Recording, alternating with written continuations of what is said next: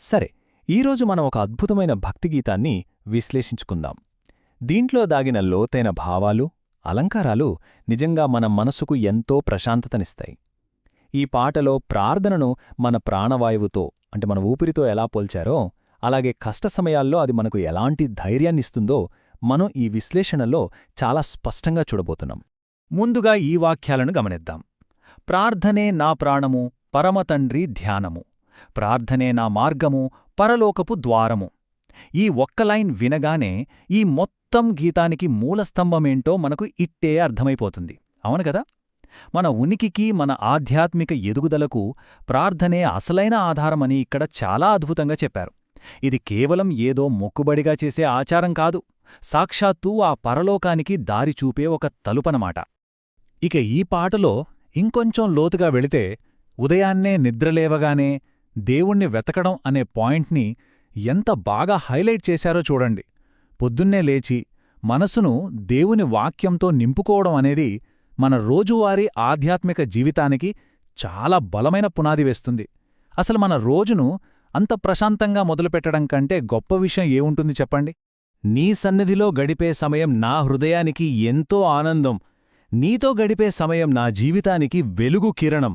ఇక్కడ వెలుగు కిరణం అనే పదాన్ని వాడటం నిజంగా చాలా అద్భుతం.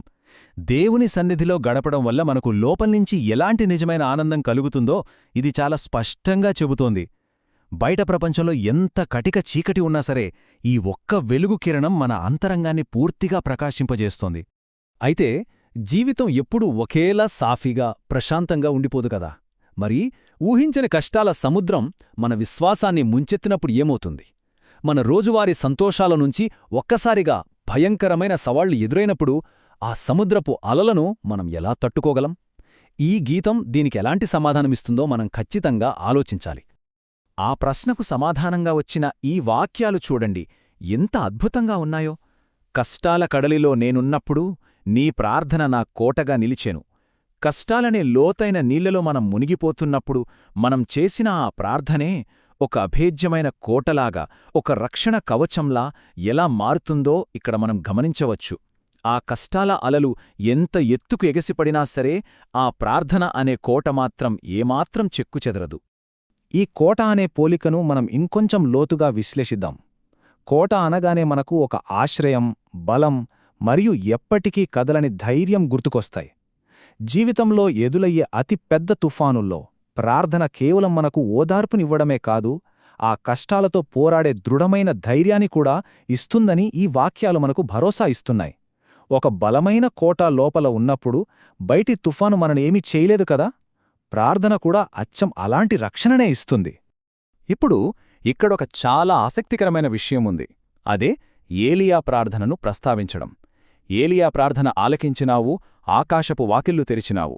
ఒక సామాన్యమైన వ్యక్తిగత కష్టాన్ని ఆకాశపు వాకిళ్లనే తెరిచిన ఒక చారిత్రక, అద్భుతమైన విశ్వాసంతో పాట రచయిత ఎలా కనెక్ట్ చేశారో చూడండి. నిజమైన విశ్వాసానికి ఎంతటి అపారమైన శక్తి ఉంటుందో చెప్పడానికి ఇదొక గొప్ప నిదర్శనం. నా మొరలు ఆలకించు, నా ప్రభువా, నీ కృపతో నన్ను బలపరుచు ప్రభువా. ఈ ఆధ్యాత్మిక ప్రయాణంలో మనక్కావాల్సిన నిజమైన బలం కేవలం మన శరీర బలం నుంచే రాదు. మనం పూర్తిగా నిస్సహాయ స్థితిలో ఉండిపోయినప్పుడు దేవుని కృపను వేడుకోవడం ద్వారానే ఆ అసలైన బలం వస్తుందని ఈ పంక్తులు చాలా స్పష్టంగా చెబుతున్నాయి. అవును, దైవిక కృపతోడైతే మన బలహీనత కూడా గొక్క బలంగా మారిపోతుంది. శోధనలెన్నో నన్ను చుట్టినను, ప్రార్థన ఆయుధమైనను కాచెను. ఇక్కడ పోలిక ఎలా మారిపోయిందో ఒక్కసారి గమనించండి. ఇంతకుముందు కేవలం కష్టాల నుంచి మనల్ని కాపాడే కోటగా ఉన్న ప్రార్థన ఇప్పుడు మన ముందుకొచ్చే ఆధ్యాత్మిక శోధనలతో పోరాడే ఒక పదునైన ఆయుధంగా మారిపోయింది. అంటే ప్రార్థన అనేది కేవలం దాక్కోడానికి కాదు, ఎదురువెళ్లి పోరాడటానికి కూడా ఒక అద్భుతమైన సాధనమన్నమాట.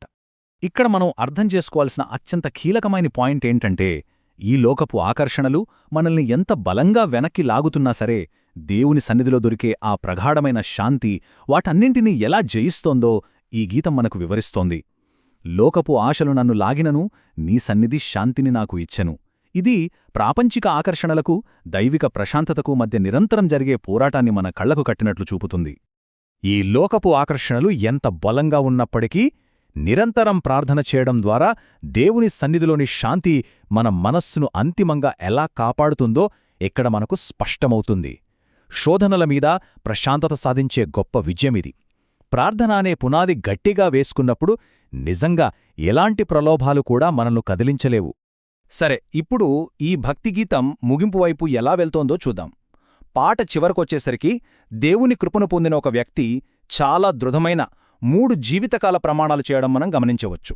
అవేంటంటే, నేను ప్రార్థన చేయడం మానను, దేవుని సేవలో ఏమాత్రం వెనకాడను, మరియు నా మరణం వరకు ఆయనకు సాక్షిగా నిలబడతాను అని ఎంతో బలంగా చెప్పడం జరిగింది. ఇది నిజంగా విశ్వాసానికి పరాకాష్ఠ అని చెప్పొచ్చు. ఈ ముగింపులోని అంకితభావాన్నే మనం కాస్త లోతుగా ధ్యానిద్దాం. కేవలం ఉదయం ప్రార్థనతో మొదలైన ఒక చిన్న ఆత్మీయ అనుభవం జీవితాంతం దేవుని వెలుగుకు, శాంతికి ఒక సజీవ సాక్షిగా నిలబడేంత గొప్ప ప్రయాణంగా ఎలా మారుతుందో ఈ వాక్యాలు చాలా అద్భుతంగా సంగ్రహించాయి.